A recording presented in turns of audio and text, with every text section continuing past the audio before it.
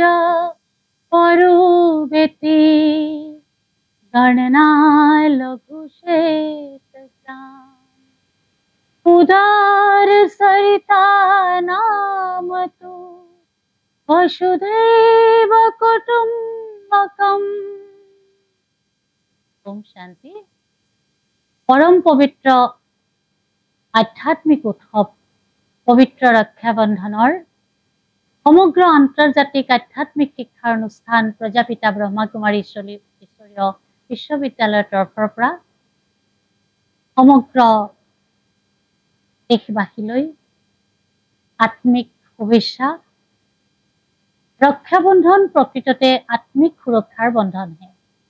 आध्यात्मिकतायनो की कय?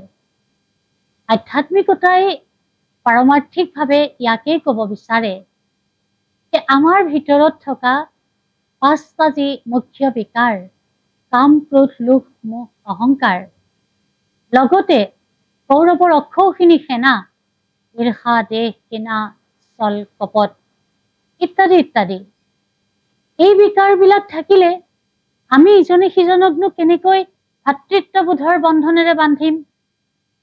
যেটো কোৱা হৈছে বহুদৈৱ কুটুম্বকম। প্ৰকৃততে মানসিক বিকাৰখিনিক আমি যদি আঁতৰাব নোৱাৰো তেতিয়াহ'লে সেই সৰু এডাল খুঁটা ককায়েকৰ হাতত ভগ্নীয়ে বান্ধি দিয়াৰ জানো কিবা এটা অৰ্থ থাকিব পাৰে? আৰু ৰাখিয়ে প্ৰকৃততে সেইটোকেই সূচায়নে?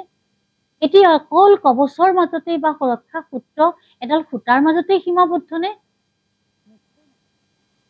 পৰমাত্মাই কয় যেতিয়া আমি মানসিকভাৱে এই কাম ক্ৰোধ লোভ মোহ অহংকাৰখিনিক সমূল অংশে ত্যাগ কৰিম আৰু এই সম্পূৰ্ণ মানসিক অৱস্থাৰ নাম এই মনৰ অন্তৰ মনৰ এক ৰমণীকতাৰ নাম, তেতিয়াহে আমি আচলতে ইজনে সিজনক পবিত্ৰভাৱে আমি গ্ৰহণ কৰিব পাৰিম। এই শাওণ মাহটোত গোটেই সোমবাৰখিনিত শিৱলিংগত গৈ পেলাই অতি শ্ৰদ্ধাৰে ব্ৰত উপবাস কৰি তেতিয়া আমি শিৱত জল বা দুগ্ধ অৰ্পণ কৰা যায়। বেলপত্ৰ তিনিপটীয়া তিনিটা বেলপত্ৰ অৰ্পণ কৰা যায়, ধুতুৰা অৰ্পণ কৰা যায়। এই অৰ্পণৰ পিছত আমাৰ শাওণৰ পূৰ্ণিমা তিথিৰ দিনা ৰক্ষাসূত্ৰ বন্ধাৰ নিয়ম চলি আহিছে। লোককথাৰ মতে ভাৰতীয় আধ্যাত্মিক ইতিহাসত ইন্দ্ৰাণীয়ে ইন্দ্ৰক বান্ধিছিলে নিজৰ যুদ্ধত বিজয় প্ৰাপ্তিৰ কাৰণে। আৰু এই প্ৰকৃততে বিজয়ৰ উৎসৱ। আমাৰ প্ৰকৃততে এই শৰীৰৰ 10 ইন্দ্ৰিয় আছে, জ্ঞানেন্দ্ৰিয় 5টা, কৰ্মেন্দ্ৰিয় 5টা। এই সকলো কৰ্মেন্দ্ৰিয় বা জ্ঞানেন্দ্ৰিয় 10 ইন্দ্ৰিয়ক বশ কৰি ইজনে সিজনক সকলো মানসিকভাৱে সহযোগ শক্তিৰ নাম ৰক্ষাবন্ধন। আৰু তেতিয়াতো পৃথিৱীৰ পৰা এনেই অসূয়া শক্তি আঁতৰি গোটেই পৃথিৱীখন দেখোন অনুসূয়া হৈ পৰিব। সেই অনুসূয়া অত্ৰি ঋষিৰ পৰা আৰম্ভ কৰি অনুসূয়ানো কোন? অত্ৰি আৰু অনুসূয়াৰ মাজত থকা সম্বন্ধ ৰামকৃষ্ণ পৰমহংস দেৱ মা শাৰদাৰ মাজত থকা সেই পবিত্ৰ সম্বন্ধ গৃহস্থৰ সম্বন্ধখিনি। গৃহস্থিত থাকিও যে গৃহী সন্ন্যাসী হ'ব পাৰে আচলতে বিকাৰৰ সন্ন্যাসে। এয়া কোনো ঘৰ গৃহস্থী এৰাৰ সন্ন্যাস নহয়।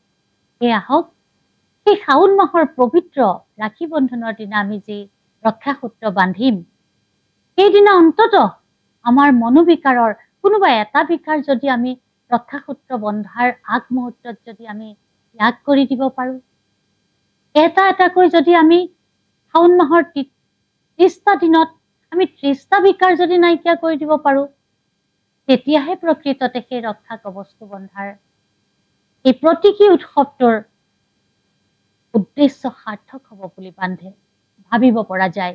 পৰমাত্মাই ভাবে সেই আমাক পৰম পবিত্ৰ পৰমাত্মাই বিশ্বক একতাৰ দোলেৰে বান্ধিবৰ কাৰণে এই পবিত্ৰ ৰক্ষাবন্ধন উৎসৱৰ এক যি পৰম্পৰা আমি আগবঢ়াই লৈ গৈ আছো। সমগ্ৰ বিশ্বক প্ৰজাপিতা ব্ৰহ্মাকুমাৰী ଈশ্বৰীয় বিশ্ববিদ্যালয়ে এই আত্মিক প্ৰেমেৰে বন্ধাৰ এক পবিত্ৰ উৎসৱৰ নাম হৈছে ৰক্ষাবন্ধন। আহক এই ৰক্ষাবন্ধনত আমি আমাক নিজক বিকাৰ মুক্ত কৰোঁ। ওম শান্তি।